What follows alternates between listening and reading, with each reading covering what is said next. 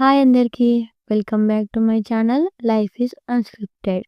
ఈరోజు మరో వీడియోతో, మరో ముచ్చటతో మీ ముందుకు వచ్చేసాను.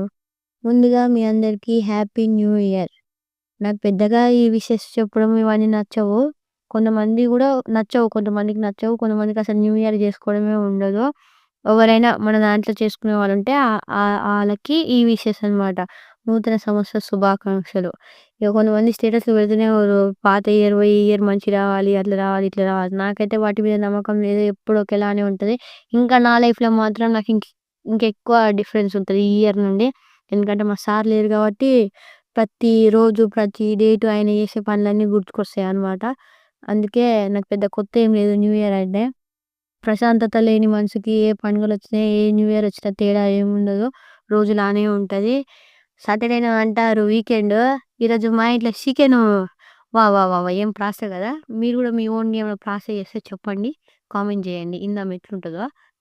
ఫ్రెండ్స్ మీ అందరికి ఒకటి చూపిస్తా. ఇగో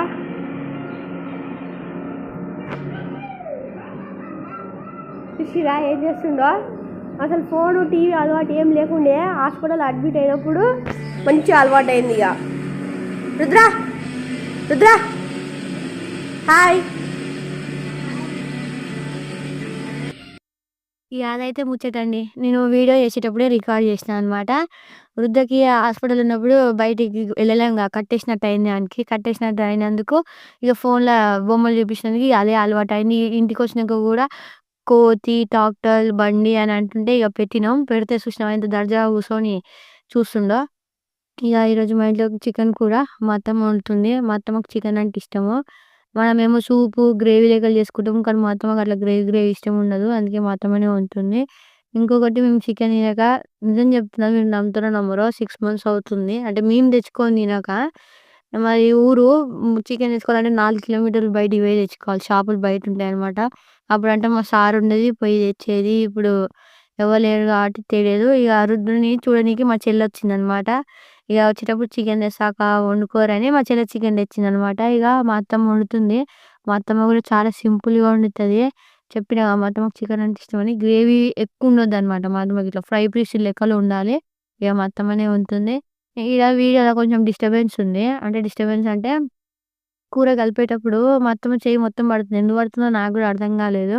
ఇగ అప్పుడు అర్థమైంది. మా అత్తమ్మ ఇట్లా మొత్తం నిండుగా పెడుతుందనమాట. అందుకే అట్లా అయింది. కానీ తర్వాత చెప్పిన అత్తమ్మ ఇట్లా చెయ్యి పడుతుంది. ఆ సైడ్ నుంచి కలుపు అత్తమ్మ అంటే ఇగ సైడ్ నుంచి కలుపుతుంది. ఇగ మంచిగా వస్తుంది వీడియో. ఇగ మా అత్తమ్మ అయితే చికెన్ మంచిగా కడిగి పొయ్యి మీద ఏసింది.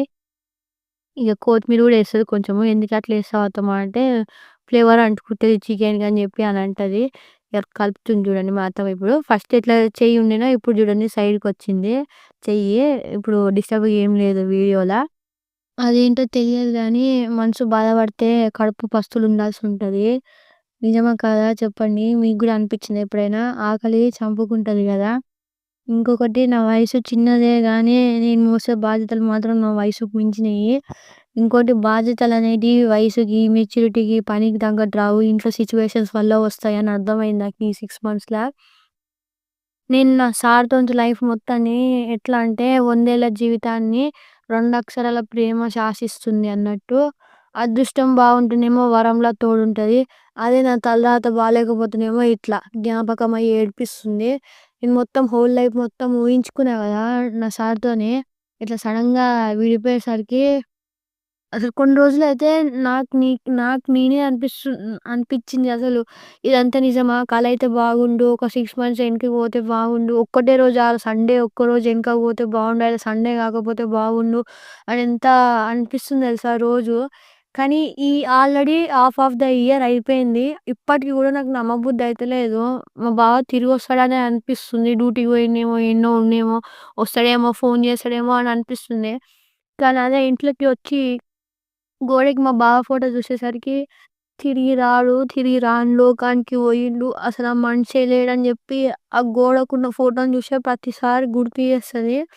అప్పటి వరకు మంచినే ఉంటా. అటు ఇటు తిరుగుతా, రుద్రతోనితో ఆడుకుంటా.